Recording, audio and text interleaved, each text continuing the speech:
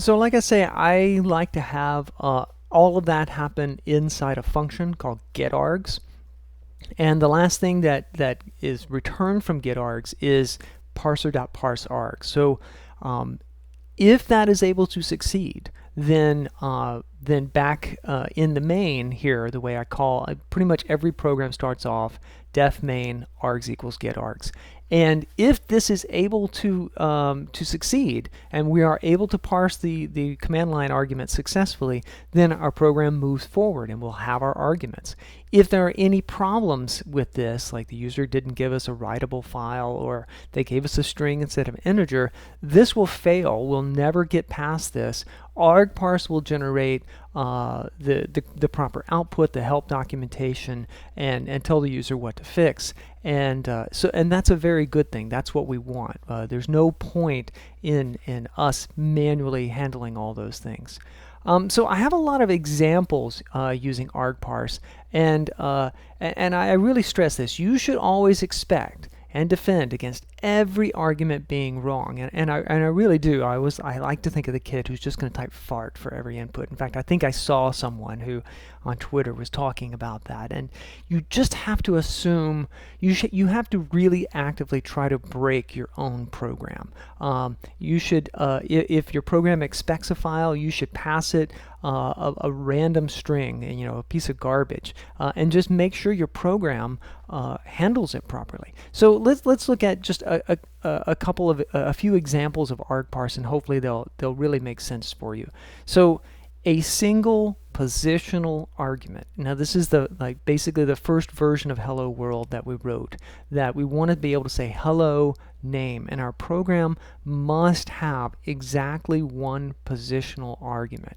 And this is how you define that. You would just say, you would create your parser object, you would create the argument, and the argument would have no dashes in front of it. So here we're defining it as name, and so therefore when we call getArgs and we say args equals to getArgs, the name value is going to be found in the slot called name, and it's like a field. It's not a function. It's not args name paren. It's like a little slot inside of args that holds the string that the user gave us to greet. So we would say hello name. And when we run this, and it may seem like overkill to use argparse for a single positional argument, but I mean, look at all the things that we get from this. We get this really nice documentation. It shows us that it accepts exactly one name. If we try to run this with two values, so on the command line, Emily and Bronte are two separate strings. They're separated by a space. And so this is two arguments instead of one. And so argparse recognizes that it got an extra argument and it doesn't know what to do with it. It says, I don't know what to do with Bronte. So if we fix this and we put Emily Bronte in quotes, it's now a single argument, and now our program can run and say, hello Emily Bronte. So we get all of this for free just by describing really 2-3 lines of code. I mean, that is what makes our program work and look so nice and professional. So it's totally worth the effort to figure this out.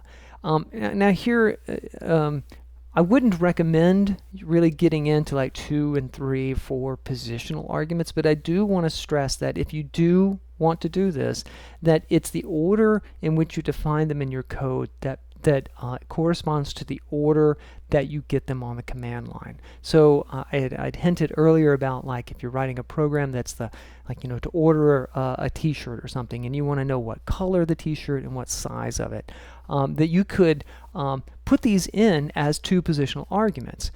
If we define color first, then that will be the first positional argument. And if we define size second, then that will be the second one. And here I can say that color must be a string and size must be an int.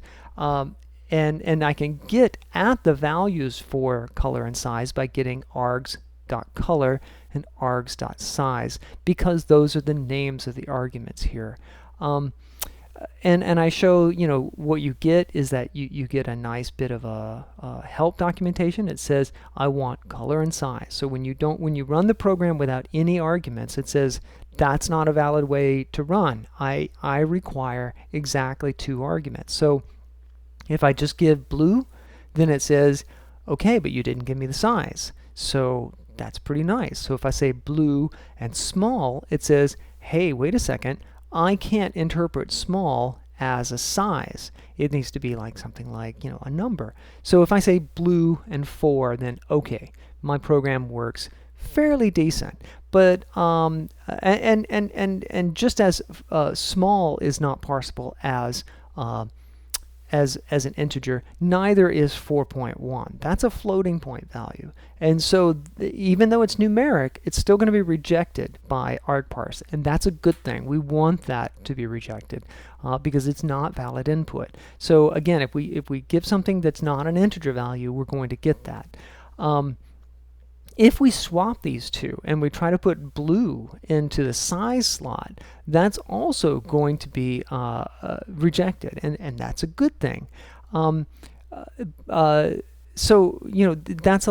that's what you're getting by using argparse, and you don't have to do that same kind of validation yourself.